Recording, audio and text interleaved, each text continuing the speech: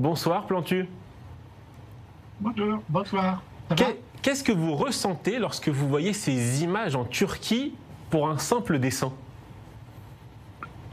Alors, quand je vois la vidéo d'un dessinateur du journal Lehman, un hebdomadaire qui est l'équivalent du Canard enchaîné, arrêtez, je fais un dessin qui le montre comme ça, arrêtez, mais comme un malfrat, vraiment. Je me dis, tiens, qu'est-ce que c'est? Alors, je suis déjà allé plusieurs fois à Ankara, à Istanbul, pour essayer de libérer des dessinateurs. Il y a Musa Kart, qui est un grand dessinateur. Alors lui, c'est Isel Rosenthal, qui est un ami, qui travaille pour le journal Shalom. Et pour vous dire à quel point il est impressionné par ce qui se passe à Istanbul, c'est qu'il a fait un dessin qui n'avait rien à voir, hein. C'est un dessin très sympa sur l'Iran.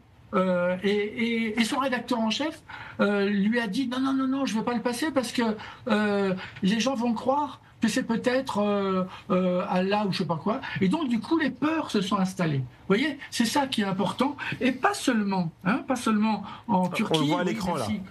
Je le vois. Merci beaucoup. Et c'est pas seulement dans nos démocraties, les peurs se sont installées. Vous voyez, c'est quand même incroyable qu'aujourd'hui, quand je suis allé en Iran, justement, on parlait de l'Iran, j'ai rencontré des dessinateurs pour essayer de les libérer. D'ailleurs, ils ont été libérés. Mais c'est une peur que je comprends. Mais pas en France. On n'a pas le droit d'avoir peur. En Europe, on n'a pas le droit d'avoir peur. En Israël, on n'a pas le droit d'avoir peur parce que je suis en lien avec les dessinateurs israéliens, bien sûr. Ils ont peur de rien. Mais pourtant, ils s'empêchent. Et de plus en plus, je vois partout des dessinateurs, des rédacteurs en chef qui disent ah oui, mais là, tu te rends pas compte, là, c'est un peu compliqué. Moi, j'ai trouvé ce dessin-là. C'est un dessinateur turc qui est kurde. Et il se moque évidemment de ce qui se passe avec son confrère. Et le titre de son dessin, c'est Moyen Âge. C'est le Moyen Âge. Eh ben, bon, il est quand même courageux parce que est-ce que j'aurais été capable, si je vivais à Istanbul, est-ce que j'aurais été capable de faire ce dessin-là? J'en suis pas sûr, hein. C'est incroyable. Et quand je vois le dessin qui a été incriminé, il est très bien ce dessin. C'est une manipulation. Il n'a jamais été question de Mahomet ou de tel ou tel dieu. Ce sont des musulmans et des juifs qui se retrouvent dans le ciel parce qu'ils ont été tués dans les conflits. Voilà. Et il y a des gens dont le boulot, c'est de faire de la manipulation, de la manipulation. Et en fait, malheureusement, ça marche. Donc pour vous, les manifestants turcs font semblant de ne pas comprendre ce dessin pour s'en prendre à ce magazine? Alors merci, elle est bien votre question, vous avez tout à fait raison de poser cette question-là. Moi je crois que ceux qui leur disent, Lehman, le journal Lehman, qui est une sorte de canard enchaîné, ouais, vous allez voir, ils veulent manger du musulman, ils se moquent du prophète. Le dessinateur n'a pas dessiné le prophète, il a dessiné un petit juif et un petit musulman au ciel, au-dessus des bombes du Proche-Orient. Voilà, c'est tout. Mais alors ça, les manipulateurs, ils le savent très bien qu'ils mentent. Comme ceux qui avaient manipulé les médias en 2006, quand les dessinateurs danois avaient fait les dessins considérés comme les dessins du prophète. C'est de la manipulation. Et moi, quand je suis allé au Proche-Orient, quand je suis allé à Gaza, quand je suis allé à Ramallah, quand je suis allé en Cisjordanie, quand je suis allé dans le Maghreb ou ailleurs dans le monde musulman, en Égypte, je me souviens qu'en Égypte, c'était, parce que je les connais bien, les Égyptiens, et ils m'ont dit, ouais, les dessinateurs danois, ils se sont moqués de nous, ils ont voulu nous insulter. Je lui dis, arrêtez, vous faites le même métier qu'eux, vous faites le même métier, vous savez très bien que c'est une manipulation. Or, pour mieux répondre à votre question, ils avaient l'air sincères. Bon, c'était déjà l'Égypte à l'époque de Moubarak, mais c'était déjà pas une démocratie, mais ils se croyaient tous obligés de se solidariser contre les dessinateurs danois, les caricaturistes égyptiens. Ils avaient l'air de bonne foi. Bon, et moi je rencontre beaucoup de musulmans qui disent qu'ils ont été humiliés par les dessinateurs danois en 2006.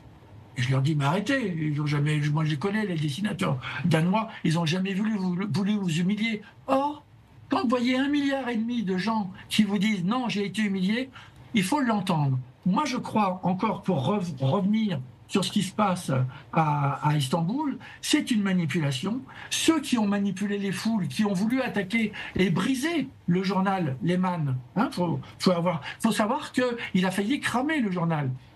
Eh bien, ceux qui les ont incités à faire la manif, moi je crois qu'ils savent qu'ils mentent.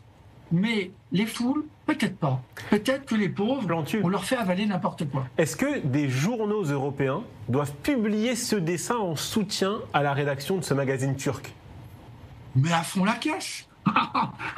mais à fond la caisse. Oh mais oui, mais bien entendu. Mais attendez. Et quand je le vois sur Internet, que je vois que les deux petits bonshommes qui sont dans le ciel, ils sont floutés. Mais attends, je me dis, ils sont floutés, mais dans quel monde et pas floutés sur des sites iraniens ou chinois ou américains. Non, floutés parce que le mec qui s'occupe du web, il dit, oh, on ne sait jamais, il va y avoir des ennuis. On va le flouter. Mais attends. Et d'ailleurs, j'ai un copain danois, il m'avait dit, Carsten Grabeck, il travaille à Copenhague, il m'avait dit, mais tu sais comment je fais moi pour pas avoir des ennuis avec Mahomet? Dans mon dessin, je floute Mahomet. Je mets Moïse, je mets le Dieu des chrétiens, Jésus, ou je sais pas quoi, et je mets Mahomet, mais flouté. Et j'ai pas d'ennui. Et je trouve que c'est une bonne astuce. Quand il y a un interdit, quand il y a de l'intolérance, les artistes, ils sont toujours les plus forts, parce qu'ils peuvent toujours contourner les interdits. J'ai retenu une phrase dans votre première réponse sur la censure que vous sentez en France depuis cette affaire des caricatures danoises, depuis les attentats de Charlie Hebdo. Est-ce que ça existe encore aujourd'hui, vraiment, dans les rédactions? Il y a un rédacteur en chef qui vient qui dit « Non, pas ce dessin ». Oh, faites pas l'étonner, mais bien entendu. Mais bien entendu, et ça a pris des proportions. Non pas parce qu'il y a des dessins qui sont inconvenants, indécents ou soi-disant blasphématoires, pas du tout. C'est parce que le gars, il se dit, oh là, l'autre jour, il y a un grand dessinateur du Guardian qui s'appelle Steve Bell, qui va faire une exposition en France dans pas longtemps. C'est un immense dessinateur. Et il a fait un dessin qui se moquait de Netanyahou. Et la rédactrice en chef a pas compris son dessin, elle a dit « Oh là là, ça doit être un dessin vaguement antisémite » parce qu'il avait dessiné Netanyahou, il avait repris un dessin très connu de David Levine dans les années 70 avec une référence à Johnson, le président américain, qui avait montré sa cicatrice à l'époque où il s'était fait opérer, je ne sais pas quoi, il avait montré sa cicatrice. Et David Levine, à l'époque de Johnson, avait montré sa cicatrice avec un dessin du Vietnam, à l'époque du Vietnam. Steve Bell, le grand dessinateur, immense dessinateur du Guardian, fait le dessin avec Netanyahou qui montre les frontières avec une frontière avec les cicatrices Gaza et Israël. Et la rédactrice en chef pense à dire « Oh là, je pense à Shylock, la pièce de Shakespeare, je vais le peser la chair. » Et elle s'est embarquée elle a viré Steve Bell, le grand dessinateur.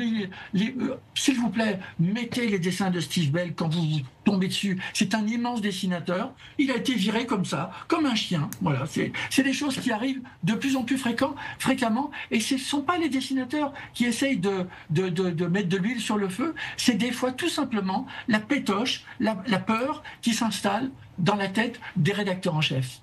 Et alors, plus grave, parce que ce qui arrive aux dessinateurs, bon d'accord, c'est très embêtant, pour évidemment soutenir les dessinateurs du journal Lehman, mais ce qui est plus grave, c'est que c'est vous, journalistes, les citoyens, tous ceux qui viennent de parler, les gens dans la rue, en France, en Belgique, en Europe, en Israël, ils s'empêchent de penser librement aujourd'hui. Vous n'avez qu'à voir aujourd'hui les micro-trottoirs en France, parlons de la France, les micro-trottoirs, les gens ils se cachent, on filme leur ventre, leurs godasses, leurs pantalons, parce qu'ils ont peur. Ils ont peur. Voilà.